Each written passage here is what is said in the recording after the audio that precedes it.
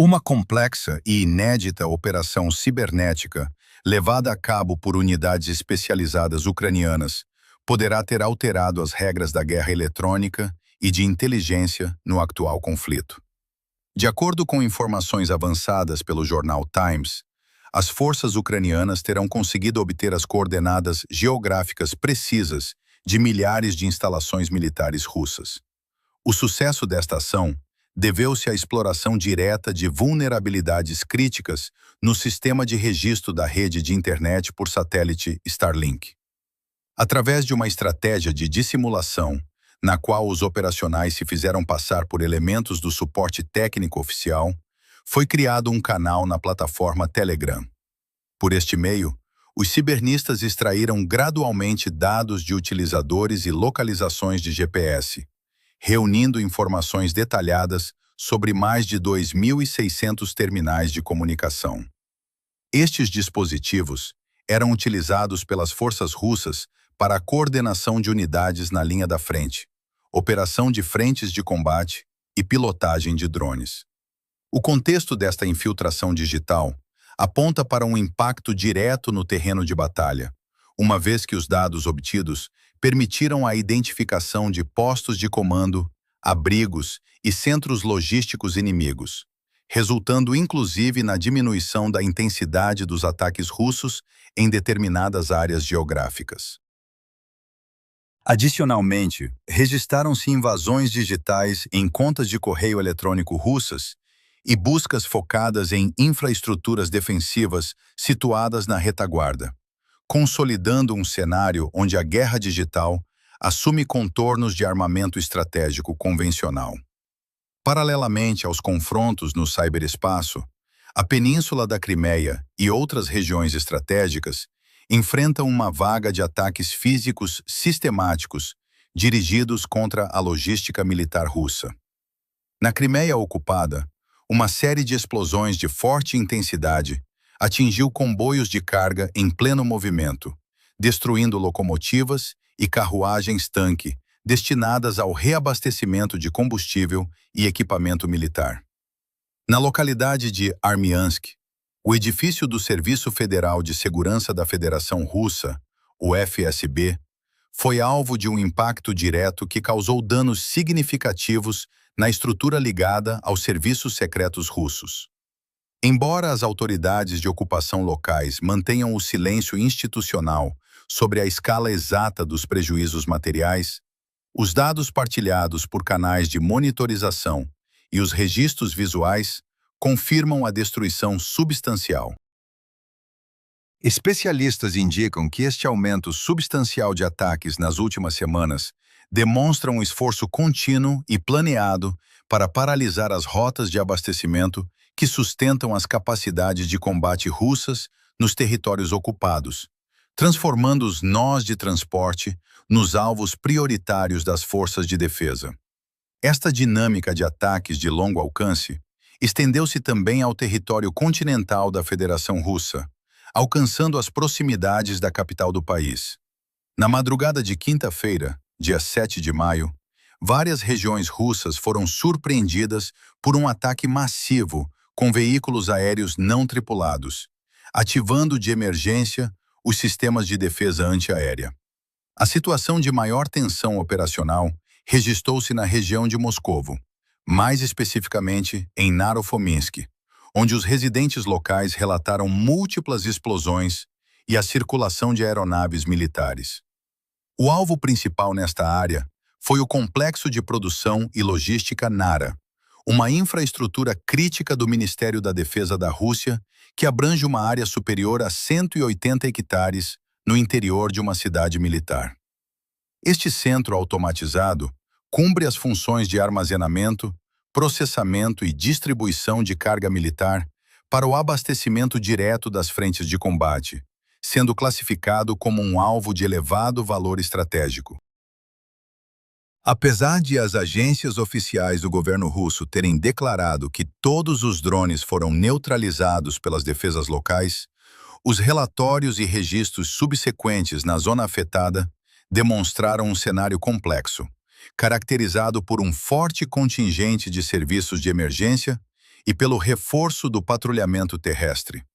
Se acompanha a cobertura rigorosa dos principais acontecimentos deste conflito e deseja manter-se atualizado com relatórios detalhados, convidamo-lo a subscrever o canal e a ativar as notificações.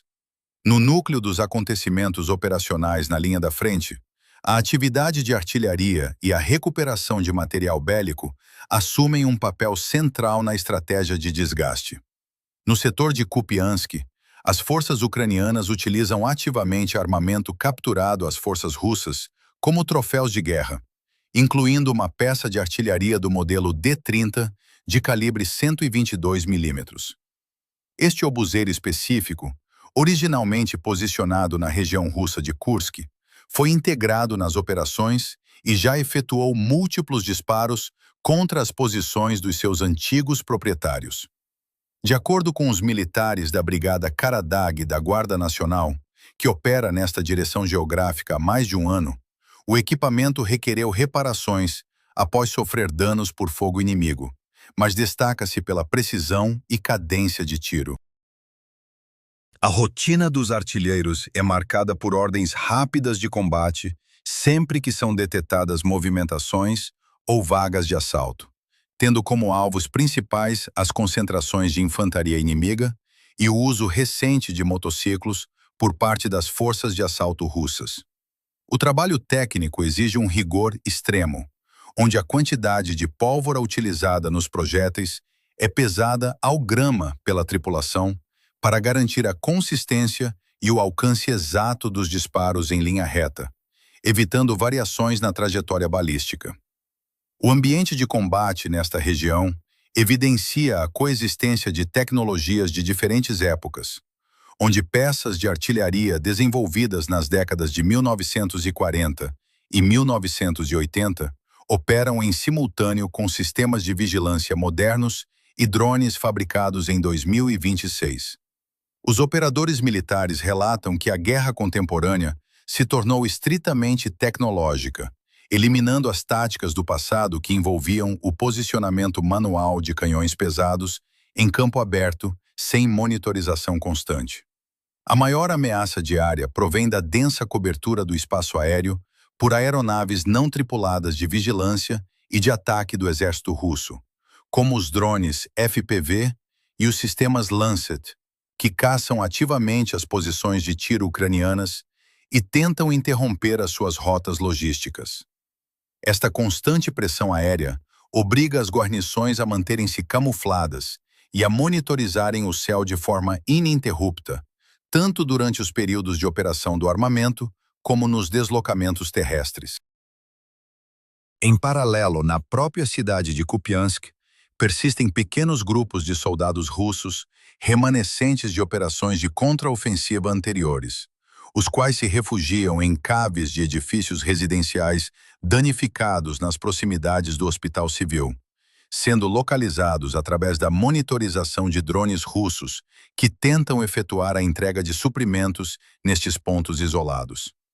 Noutros setores da frente de combate, especificamente na direção de Pokrovsk, as unidades de infantaria e os operadores de lançadores de granadas automáticos mantêm posições defensivas permanentes sob condições geográficas adversas.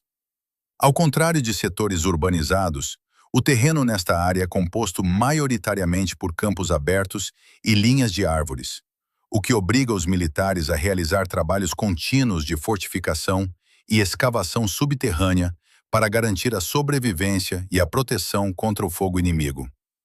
A função principal destas unidades de infantaria, onde servem voluntários integrados desde o início da invasão a larga escala,